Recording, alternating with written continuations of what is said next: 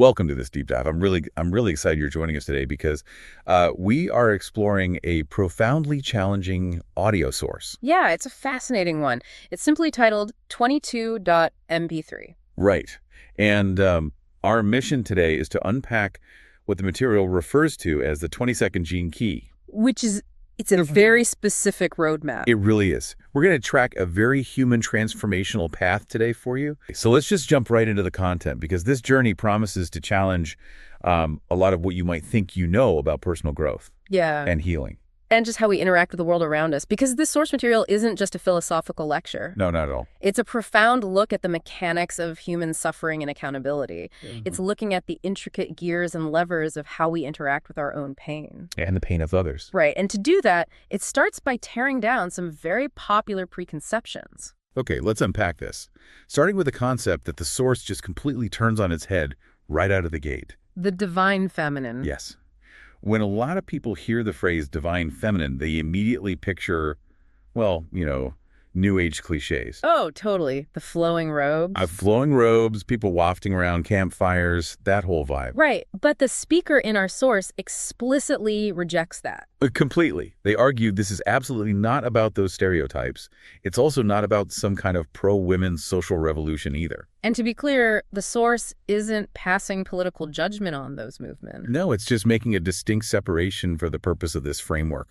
In this context, the 22nd gene key defines the real divine feminine as being entirely about deep, grounded practicality. It boils down to one fundamental, really unglamorous thing. How we actually treat each other. Exactly, day to day. And actually, if you were to paint a mental picture of where this practicality begins... Oh, I see you've actually changed your visual backdrop for this. Yeah, I thought I'd switch it to this subtly shifting, stormy cityscape. It's very moody. Well, it visually represents the turbulence of human emotion. Because you wouldn't paint a serene meadow for this. To understand the ultimate heights of this 22nd gene key, we have to start down in the mud. Acknowledging our lowest emotional frequency. Which the source identifies as the shadow of dishonor. Right. The foundation of this grounded practicality is radical accountability. Learning to be accountable for our own emotional state. Which sounds incredibly easy in theory. You just own your feelings, right? If only. The text highlights that it is a massive daily struggle for us as human beings. It goes against all our default programming. Because of our tendency to play the victim? Yes. The second we feel uncomfortable, the moment an unpleasant emotion arises, we immediately look for a reason outside of ourselves to explain it away. We deflect. We do, and the speaker uses this great humorous example, pointing out that because they are English, their default is to just blame the weather for their bad mood. If it's raining, it's the sky's fault they feel gloomy. Exactly. But more often than not, we aren't blaming the sky. We blame another person. We refuse to take responsibility for our own internal state because we just aren't comfortable sitting in our own discomfort. And that mechanism of deflection is the very core of dishonor. We deflect our awareness out of our own bodies. And out of the present moment. Right. Which leads to a really fascinating paradox in the source regarding the whole modern concept of the now. The mindfulness movement. Yeah. Mystics and spiritual teachers are constantly telling us to be in the present moment. But the source makes a pretty controversial point here. That trying too hard to force yourself into the present can backfire. Massively. If you are aggressively policing your thoughts to stay zen, you can actually end up interfering with your naturally occurring shadow patterns. You end up suppressing the messiness rather than resolving it. Exactly. That is a really tough pill to swallow. It completely contradicts the pressure we feel today to always seem healed. Or mindful. Right. But the speaker lays it out so honestly. To quote the source directly, and excuse the language here, but they say, it's better to be effed up and aware than perfect and pretending to be aware. That honesty is jarring, but it makes perfect sense. It does. It means dishonoring ourselves happens every single time we refuse to accept how we actually feel or behave.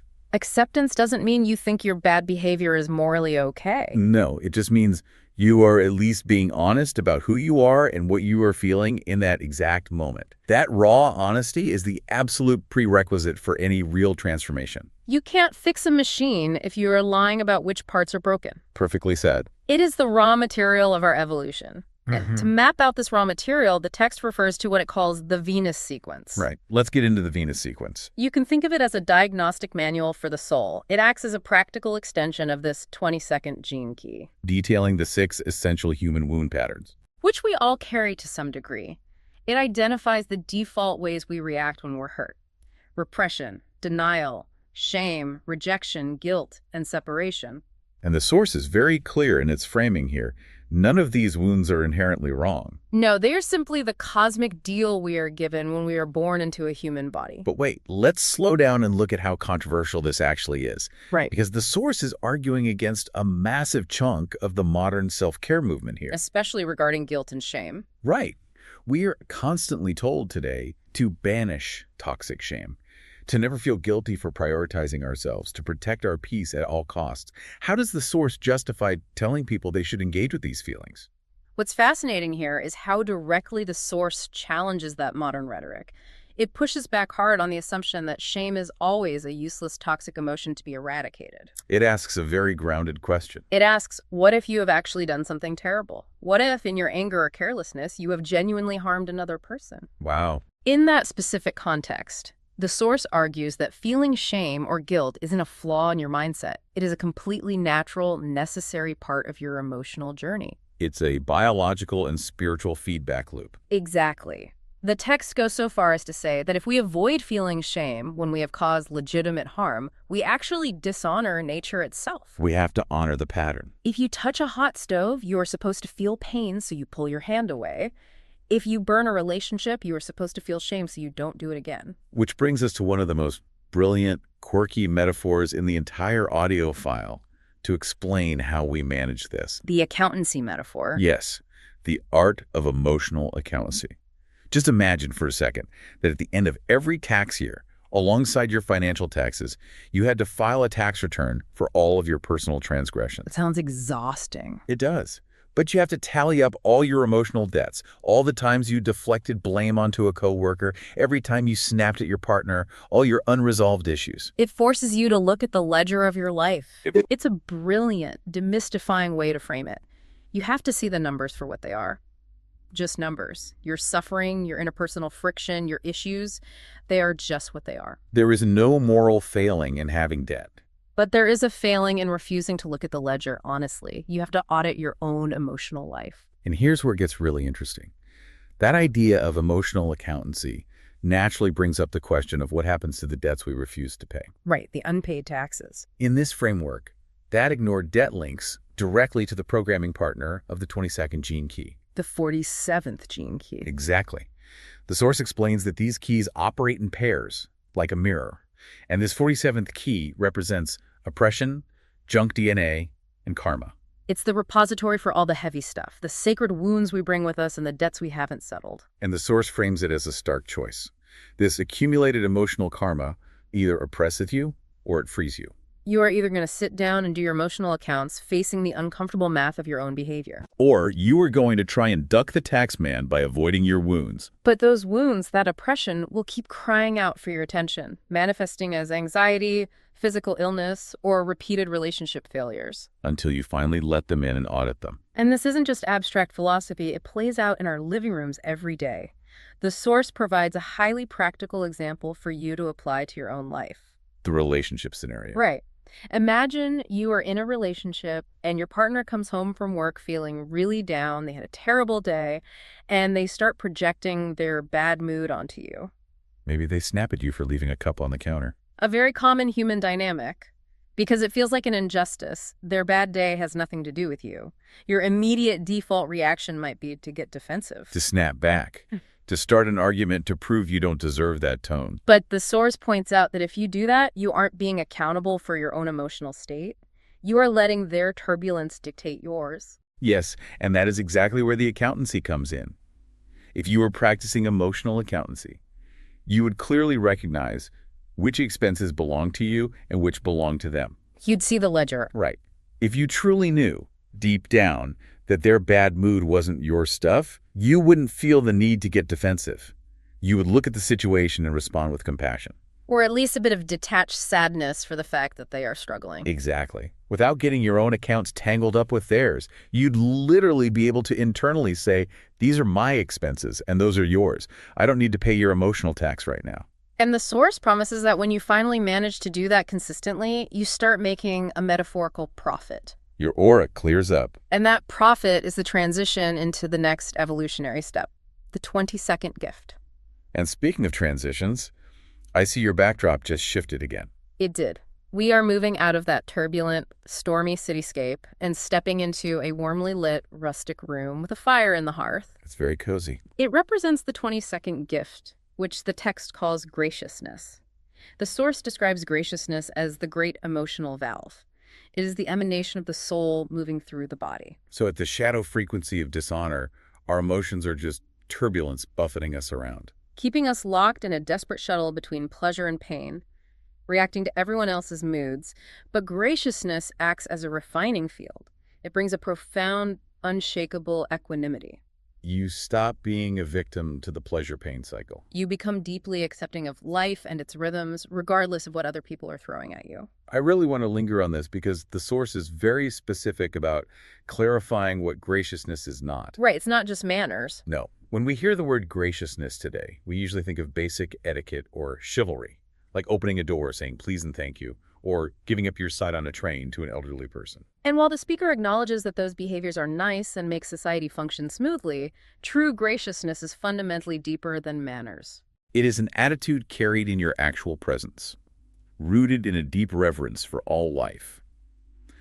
And importantly, it is definitely not some squeaky clean, airbrushed, breakfast at Tiffany's kind of perfection. Where your elocution is flawless and your clothes are pressed. And you never make a mess. Real graciousness is not about being pristine. No, in fact, the source is adamant that true graciousness can be incredibly gritty. It involves being in the mud of human experience, but maintaining your center. Exactly. To illustrate this, the speaker shares one of the most evocative metaphors in the recording.